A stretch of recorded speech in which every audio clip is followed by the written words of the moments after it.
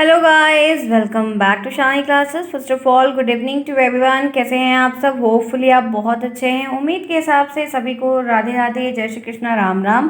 चलिए आइए करते हैं शुरुआत आज की। तो यहाँ पर बहुत अच्छी बात है कि हम चैप्टर 2 स्टार्ट करने चल रहे हैं। चैप्टर 1 हमने पूरा कवर कर लिया।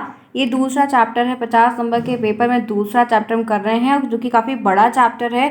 फिलहाल ईजी है, प्रॉब्लम नहीं हो गया, आप कर लेंगे। ये आपको पहला चैप्टर पूरा बता दिया, उसके क्वेश्चंस मैं आपको क्लासेस बाय शानी, जो हमारा नया चैनल है, वहाँ पर करवाऊंगी। अभी यहाँ पर आपको सारी क्लास सिक्वेंस में मिलती है, ताकि एक प्लेलिस्ट में आप एंट्री करो तो पूरा 1 बाय 1 आप पूरा देखते चलो। कोई प्रॉब्लम होगी तो आप मुझे कमेंट बॉक्स में पूछ सकते हो।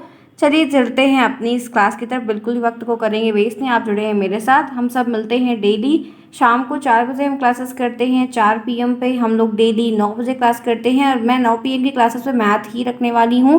बाकी 4 PM पे आपके और सब्जेक्ट करूँगी, ताकि मैथ इस बार एकदम कहते हैं ना कि एकदम फुल टू फर्स्ट मैया अच्छी सी मैथ हो। वो बड़ा मेरा एक ऐसा मोटो है कि करवाऊँ इस बार, तो करवाऊँगी। तो ये चीज़ आपका काफ़ी बढ़िया रहेगा। और बाकी और सब्जेक्ट हम इस 4 PM पे करेंगे, और क्वेश्चंस तो हम 10 AM पे करते हैं, तो हम 10 AM पे करेंगे। कोई प्रॉब्लम होगी तो आप मुझे बता देना। चलिए आज जानते हैं जो चैप्टर हमारा दूसरा है, वो है वैदिक युग में शिक्षा, वैदिक कालीन शिक्षा। वैदिक टाइम को, जो वैदिक कल्चर था उस समय, जो पढ़ाई लिखाई का सिस्टम था, सेटअप था, क्या चीज़ें थी, कैसे पढ़ाई होती थी, क्या काम होता था, इन सब चीज़ों के बारे में काफ़ी प्रश्न, हमको ढेर सारे lots of question arise from that topic. तो हमें ये डिस्कस करना बहुत कंपलसरी है। आइए चलते हैं, जानते हैं कि क्या चीज़ें इनके बारे में हैं। तो आपको क्लियर दिख रहा होगा, 360 आप अपनी क्वालिटी कर लीजिएगा, सब कुछ क्लियर एंड फैंटास्टिक दिखेगा। लिखा हुआ है, जैसे आपसे पूछेगा कि वैदिक युग की शिक्षा के अर्थ में आप क्या समझते हैं, वैदिक कालीन शिक्षा के बारे में बताइए, अपने अभिप्राय को व्यक्त करिए, दीजिए। तो यहाँ पर लिखा हुआ है कि वैदिक युग, वैदिक पीरियड भारतीय इतिहास का एक महत्वपूर्ण युग था। अगर हम इंडियन हिस्ट्री को रिपीट करते हैं, या इंडियन हिस्ट्री को हम पलटते हैं, देखते हैं, रिवाइव करते हैं, तो ये चीज़ देखते हैं कि अगर एक टाइम ड्यूरेशन या डिकेड्स की बात करते हैं, तो ये काफ़ी बढ़िया था, जो लगभग 1500 ईसा पूर्व से लेकर 600 ईसा पूर्व तक चला था। ठीक है, इस युग में शिक्षा का महत्वपूर्ण स्थान था, पढ़ाई लिखाई की एक अच्छी इंपॉर्टेंस हुआ करती थी, और विभिन्न विधाओं में शिक्षा प्राप्त करने की एक प्रणाली भी थी। मतलब अलग अलग विधाएं भी हैं, उनके साथ भी हम पढ़ाई करने के सिस्टम को लेकर चल रहे थे। तो जैसा कि आपने मेरे साथ ये पूरा पैराग्राफ देखा, इस पैराग्राफ से आपको क्या मिला, एक MCQ क्वेश्चन यहाँ पर मिला, ये वाला, जो कि आपका MCQ मल्टीपल चॉइस क्वेश्चन, वस्तुनिष्ठ प्रश्न, बहुविकल्पी, सब एक ही होता है। तो ये हमें 1 नंबर में आपको अति लघुत्तरी में लिखने को भी याद आता है। टाइम ड्यूरेशन जो है वो पूछ लेता है।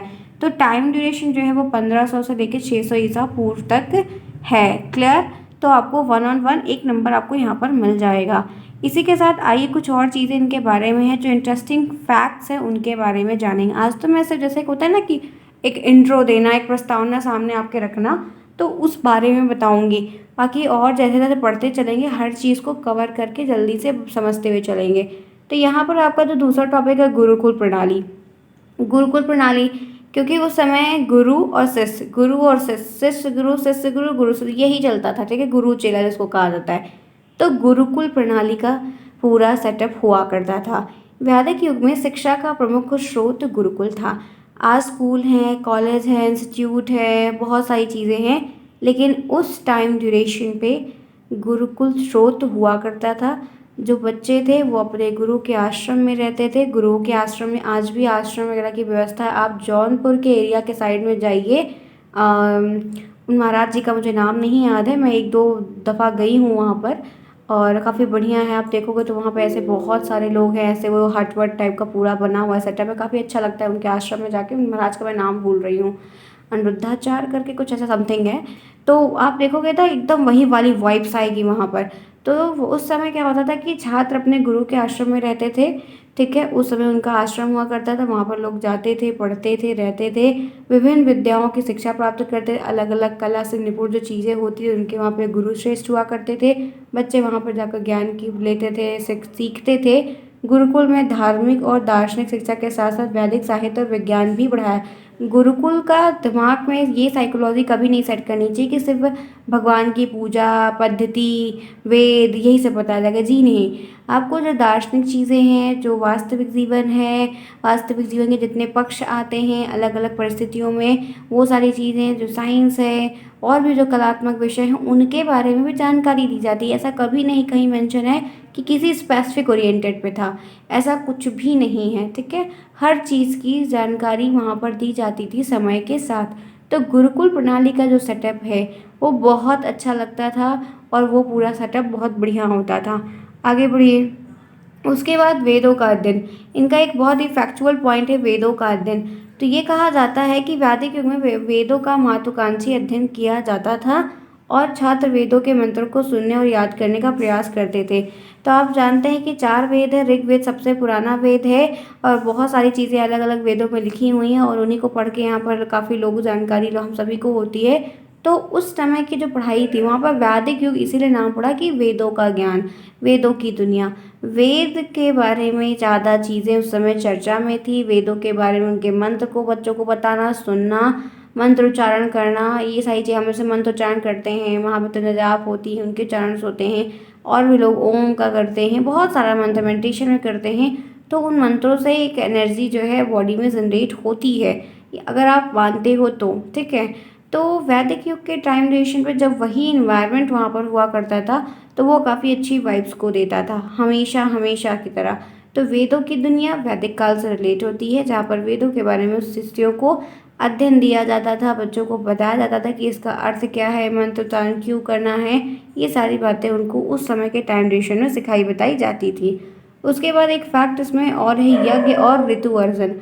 यज्ञ आप जानते हैं, तो यहाँ पर कहते हैं कि धार्मिक शिक्षा का महत्व भी था और यज्ञ और ऋतु अर्चन का भी छात्रों को मतलब बताया जाता था ताकि वो धर्म के आदर्शों का पालन करें। यज्ञ आप जानते हैं, यज्ञ होता है, हवन जो होती है वो सब होता है, बड़े बड़े यज्ञ भी करवाए जाते हैं, अच्छी चीज़ों के लिए भी करवाए जाते हैं, हर चीज़ की नई शुरुआत पे अक्सर करवाया जाता है। तो उस समय वेद से सिर्फ ये नहीं था कि टीचर बोल रहे हैं, गुरु गुरु लोग बोल रहे हैं, उससे सिर्फ सुन रहे हैं, ऐसा नहीं था। आपको इन सब के साथ साथ जो और भी चीज़ें जीवन में घटती हैं उनको भी उसमें पढ़ाया जाता था, बताया जाता था। पहला ये था कि आपको उस चीज़ की जानकारी हो, दूसरा आप धार्मिक आदर्शों से पालन कर सकें। आप अगर उस चीज़ को अच्छे से बिलीव करेंगे और चीज़ें अच्छी हैं तो आप उसका पालन ज़रूर करेंगे। गणित और विज्ञान, वैदिक युग में गणित और विज्ञान की भी शिक्षा दी जाती थी। जो मैथ की शिक्षा होती है वो भी और जो विज्ञान की शिक्षा होती है वो भी दोनों साथ साथ चलती थी। गणित के कुछ प्रमुख गणितज्ञ भी इस युग में हुआ करते थे। ये ज़रूरी ऐसा कभी नहीं है कि मैथ के टीचर उस समय उस टाइम ड्यूरेशन पे नहीं होते, सिर्फ वेद वाले ही पंडित पुरोहित टाइप के, सब बिल्कुल भी नहीं है। आपको विज्ञान के भी मिलेंगे, आपको गणित के भी 100% उस समय वहाँ पर मिलेंगे। आई बात समझ में? आइए इसी के साथ आगे बढ़ते हैं और चीज़ों को देखते हैं। वैदिक साहित्य की बात कर लेते हैं। तो छात्रों को वैदिक साहित्य का भी अध्ययन कराया जाता था। इससे उन्होंने वेदों के महावात्य और महात्म्य और आध्यात्मिक धार्मिक ग्रंथों का ज्ञान होता था। जो वैदिक साहित्य की लड़ाई मतलब पढ़ाई इतना सब कुछ होता था, तो वैदिक साहित्य का भी अच्छे से बारीकियों के साथ अध्ययन दिया जाता था। बच्चों को हर एक बातें बहुत क्लियर तरीके से बताई जाती थी। ग्रंथों में जो लिखा है उसके भावार्थ को समझाया जाता ताकि वो उस चीज़ को समझें, जानें और अपनी ज़िंदगी में उसका अनुपालन करें और 4 लोगों को और बताएं। तो ये सारी चीज़ें वैदिक काल के टाइम ड्यूरेशन में हुआ करती थी। ठीक है, यहाँ तक सभी को समझ में आया? जैसे आपको लिखने को आया कि वैदिक काल से आप क्या समझते हैं, वैदिक कालीन शिक्षा के बारे में बताइए, वैदिक कालीन वैदिक युगीन शिक्षा के बारे में बताइए, वैदिक युग के बारे में बताइए, उनकी उनकी विशेषताओं का वर्णन करिए, आप क्या समझते हैं अपने शब्दों में बताइए। तो ऐसे कई सारी चीज़ें जब आपको प्रश्न में बनती हैं, 1 नंबर 2 नंबर अलग अलग, तो आप ये सारे पॉइंट्स ऐसे लिख कर आराम से अपनी पूरी बात को बहुत ही क्लियरली कॉन्सेप्ट के साथ लिख सकते हैं। इसलिए मैं बहुत छोटा छोटा ली हूँ ताकि आपको ये चीज़ें याद रहे और आप याद कर पाएँ। ठीक है, याद का मतलब ये नहीं कि लाइन टू लाइन याद करो, ये जो पॉइंट्स रंग बिरंगे हैं ये याद होने चाहिए। बाकी लिखने वाला काम, इन चीज़ों को आपको मल्टीपल टाइम रिवीजन करके लिखना है। आइए आगे। फिर लिखा हुआ है कि वैदिक युग में शिक्षा धार्मिक, दार्शनिक, वैज्ञानिक दृष्टिकोण से समृद्ध थी और गुरुकुल प्रणाली छात्रों को संपूर्ण विकास का अवसर प्रदान करती थी।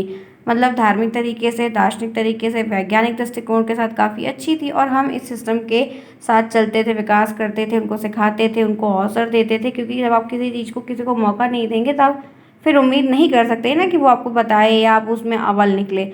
आप उसको पहले मौका दीजिए, फिर उसको समझाइए, उसके बाद आप ऐसा टेस्ट लीजिए। तो ये सारा सिस्टम गुरुकुल प्रणाली में काफ़ी अच्छा था और काफ़ी बढ़िया एक एनवायरनमेंट वाइज कह सकते हैं कि काफ़ी बढ़िया हुआ करता था, जो कि देखने को नहीं मिलता है अब। आगे बढ़िए, अब बात कर लेते हैं वैदिक कालीन शिक्षा का अर्थ। आपको लिखने को आता है कि वैदिक कालीन शिक्षा का अर्थ अपने शब्दों में लिखिए। वैदिक कालीन शिक्षा के अर्थ को बताइए। तो ऐसे 2 नंबर के 1 नंबर के छोटे छोटे प्रश्न आपको पूछे जाएंगे, जिन्हें मैक्सिमम आपको 3 लाइन 5 लाइन इतना ही लिखना इनफ है। उससे ज़्यादा लिखने की आपको परेशानी नहीं उठानी है। तो वैदिक कालीन शिक्षा का अर्थ क्या होता है, आप क्या समझते हैं, आइए जानते हैं। यहाँ तक बात समझ में आई सभी को? चलिए फटाफट क्लास को लाइक करिए जिन्होंने अभी तक नहीं किया। जिन्होंने कर दिया है वो तो बहुत अच्छे हैं, प्यारे हैं। जो नहीं किए वो और भी अच्छे हैं, बट यही कि कर दीजिए तो ज़्यादा अच्छा होगा। चलिए जल्दी से डू इट फास्ट। मैं 10 मिनट पढ़ाने के बाद आपको ये चीज़ कहती हूँ, क्योंकि क्लासेस अच्छी हैं, टाइम टू टाइम हो रही हैं, और मैं आपको सब कुछ नया पढ़ा रही हूँ। मैं चाहती तो आपको ये भी कह सकती थी कि जो पुरानी प्लेलिस्ट बनी हुई है आप उसमें से जाकर देख लो, लेकिन नहीं ना, नए बच्चे हो तो नई चीज़ें हैं। हर टाइम नया चाहिए, सबको नया चाहिए, पुराना किसको चाहिए, नहीं चाहिए ना। तो नया मैं आपको जो पढ़ा रही हूँ, मेहनत मैं आपके साथ कर रही हूँ, तो मेरी मेहनत के लिए इतना तो आप कर ही सकते हो ना। तो चलो फटाफट कर दो अच्छे बच्चों की तरह। आइए अब जानते हैं ये है क्या। वैदिक कालीन शिक्षा के अर्थ की बात करते हैं तो आप लिखोगे कि वैदिक कालीन शिक्षा का अर्थ होता है वह शिक्षा जो भारतीय वैदिक साहित्य और धार्मिक प्रथाओं के आधार पर वैदिक काल के समय के लिए विशिष्ट थी। मतलब एक ऐसी शिक्षा, एक ऐसी शिक्षा प्रणाली, एक ऐसा वेद, एक ऐसा साहित्य, एक ऐसी धर्म प्रथाओं के आधार पर जो वैदिक काल के समय विशिष्ट तरीके से दी जाती थी, ली जाती थी, कही जाती थी, वो हमारा वैदिक काल था। यही शिक्षा वेदों का अध्ययन। हम इन्हीं शिक्षाओं में क्या क्या सीखते हैं, तो हम वेदों का अध्ययन करते हैं। वेद बहुत बड़े बड़े हैं, इनकी चारों वेदों के बारे में हमें टाइम टू टाइम पढ़ने का अवसर दिया जाता है। हमें धार्मिक ज्ञान से अवगत कराया जाता है। जिन चीज़ों के बारे में हम नहीं जानते हैं उन सब के बारे में हमें यहाँ पर डिटेल दी जाती है। हमारा आध्यात्मिक विकास की प्रमुखता को देते, मतलब इसमें हमें जो हमारी आध्यात्मिक चीज़ें उनको भी प्रमुखता दी जाती है, उनको भी, उनसे रिलेटेड जो भी बातें हमें अमल करनी है या करनी चाहिए, लोगों का जन कल्याण होगा, वो सारी बातें हमें वहाँ पर सिखाई जाती हैं। तो ये है वैदिक कालीन शिक्षा का अर्थ। जिसमें जैसे पूछा जाए तो आप यहाँ पर विशेष तक बातें लिख सकते हैं, ठीक है, ध्यान रखिएगा। वैदिक काल में शिक्षा का मुख्य उद्देश्य छात्रों को आध्यात्मिक और धार्मिक दृष्टिकोण से समृद्ध करना। जी हाँ, मेन उद्देश्य की अगर हम बात करते हैं कि आखिर इतना सब कुछ बताने का, करने के पीछे का रीज़न क्या है, पर्पस क्या है कि हम इसको कर, वाई वी डू दैट, तो हम ये कह सकते हैं कि बच्चों को जो आध्यात्मिक तरीके हैं, पौराणिक तरीके हैं, कर्मकांड है, यज्ञ है, जो धार्मिक नीति है, नियम है, रिवाज है, उन सब को, उन सारे दृष्टिकोण को सामने रखते उनको समृद्ध करना, उनके बारे में उनको बताना, समझाना और मोटिवेट भी करना, ये भी कह सकते हैं। जिसमें वेदों को महत्वपूर्ण भागों के अध्ययन भी शामिल होते हैं। धर्मशास्त्र की बातें जितनी हैं वो उसमें होती हैं। यज्ञ से संबंधित मंत्र वगैरह उसमें होते हैं। आध्यात्मिक अध्ययन बहुत ज़्यादा मात्रा में होते हैं।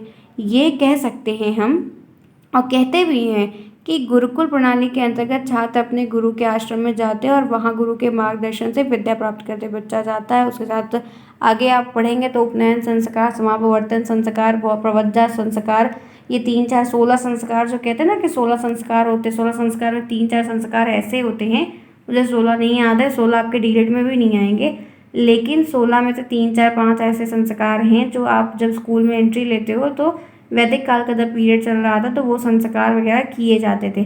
तो एक थोड़ा सा वो कार्यक्रम होता है, मतलब चावल वावल दे देते हैं, मंत्र वंत्र बोलते हैं, आपको बोलने को बोलेंगे तो आप बोलोगे, आप इतने साल के हो जाओगे। मैं बताऊंगी आगे वो सब चीज़ें क्या है। जैसे मुस्लिम धर्म में भी होता है, वहाँ पे जाते हैं 4 साल 4 महीना ऐसा हो जाता है तो 4 दिन का, तो उसमें बिस्मिल्लाह जो भी बोलते हैं सारी चीज़ें बुलवाते हैं, वो उनके मौलवी जो होते हैं वो बोलते हैं, फिर उनका बच्चा बोलता है, फिर उसको एंट्री मिल जाती है। ऐसे बौद्ध धर्म में भी होता है, ऐसे जैन धर्म में भी होता है, ऐसे ब्राह्मण धर्म में भी होता है, तो मतलब सनातन धर्म में तो ये सारी चीज़ें होती थी। तो वही ये संस्कार की बातें हैं जो आपको इसी सेमेस्टर में इसी किताब में पढ़ने को मिलेगी, ठीक है। तो ये वहाँ पर हमें गुरुओं के आश्रम में ले जाते हैं, गुरुओं के साथ रहते हैं, तो गुरु के द्वारा हमको जो है डेली ऐसे लेक्चर दिया जाता है। वैसे ही गुरु हमें जो वेद के बारे में, जो धार्मिक चीज़ें हैं, त्यौहार है, व्रत है, पूजा है, जो भी चीज़ें हैं उनके बारे में एक एक करके हर एक डिटेल को बताते हैं और समझाते हैं, जो हमारे भले के लिए काफ़ी हितकारी होता है। आगे देखते हैं तो लिखा हुआ है वैदिक कालीन शिक्षा में धर्म में ध्यान जो होता है, फोकस जो होता है वो धर्म की तरफ ज़्यादा होता है।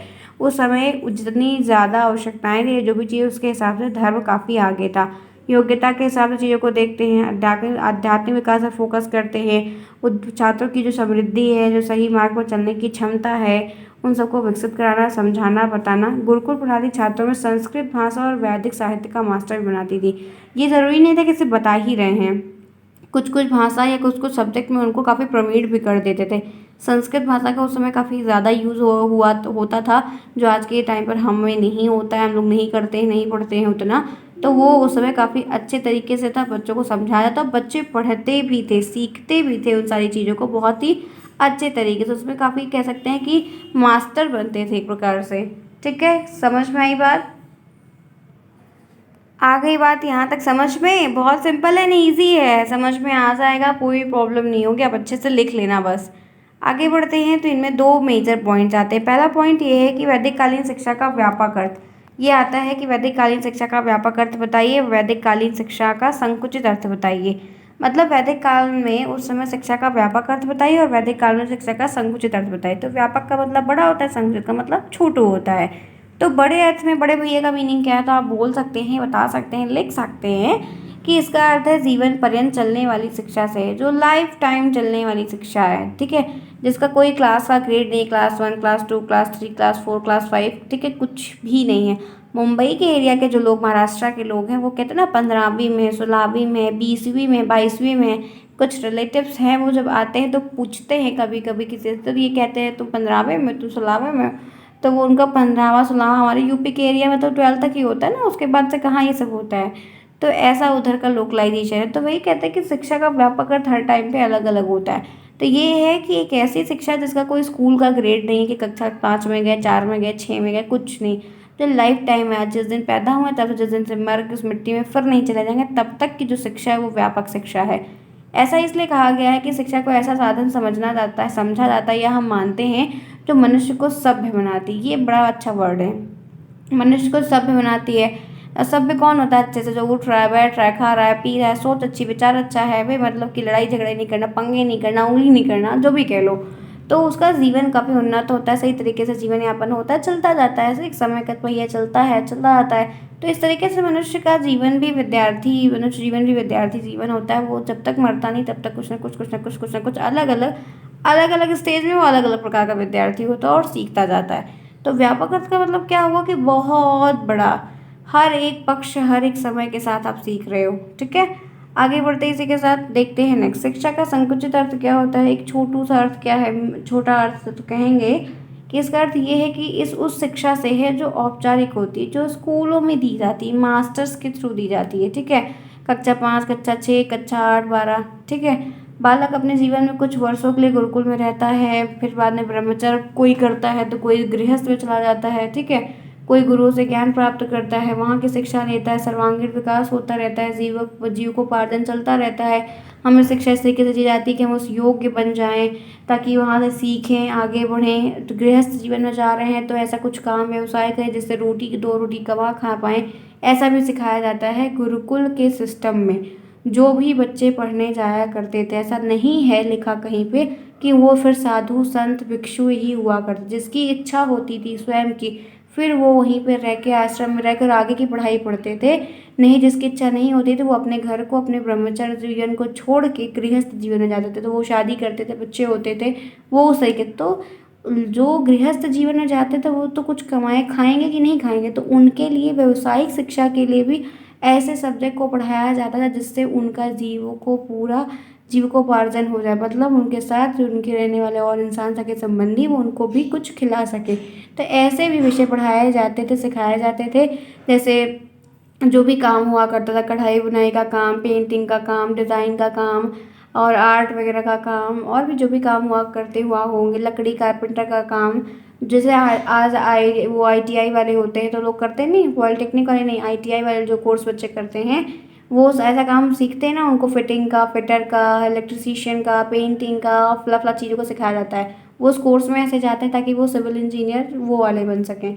तो PWD वाले, फिलहाल वो दूसरे टाइप के भी हो जाते हैं, उसमें कई और भी काम रहते हैं। तो वैसे शिक्षा भी गुरुकुल में दी जाती थी। ठीक है, तो ये बात आपको ध्यान में रखनी होगी, जो कि शिक्षा का संकुचित अर्थ हो गया, शिक्षा का व्यापक अर्थ, दोनों बातें अलग अलग आपकी हो गई। ठीक है, बात समझ में आई? तो होपफुली और ये क्लास मैं अब करना चाहूँगी ओवर। मैं आपको पढ़ाई के दौरान बहुत थोड़ी इर्द-गिर्द बातें भी बताती हूँ, जो कि मैं थोड़ा कम करती हूँ समय के साथ। थोड़ा नेचर होने की वजह से सब बताती हूँ। बताती इसलिए हूँ कि थोड़ा पता रहे, थोड़ा और अवेयरनेस के साथ में रहो। मेरे से ज़्यादा भी आपको मालूम होगा, मैं जान रही हूँ आप काफ़ी अच्छे हो, तेज़ भी हो।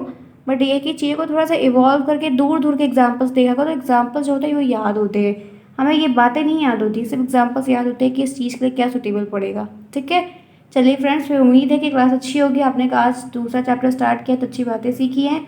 कोई प्रॉब्लम होगी तो कमेंट बॉक्स में बताइए। क्लास कैसी लगी फीडबैक ज़रूर दीजिएगा। ऐसे स्माइल करते रहिए, मस्त रहिए, पढ़िए लिखिए, सब बढ़िया हो जाएगा। Bye bye, take care.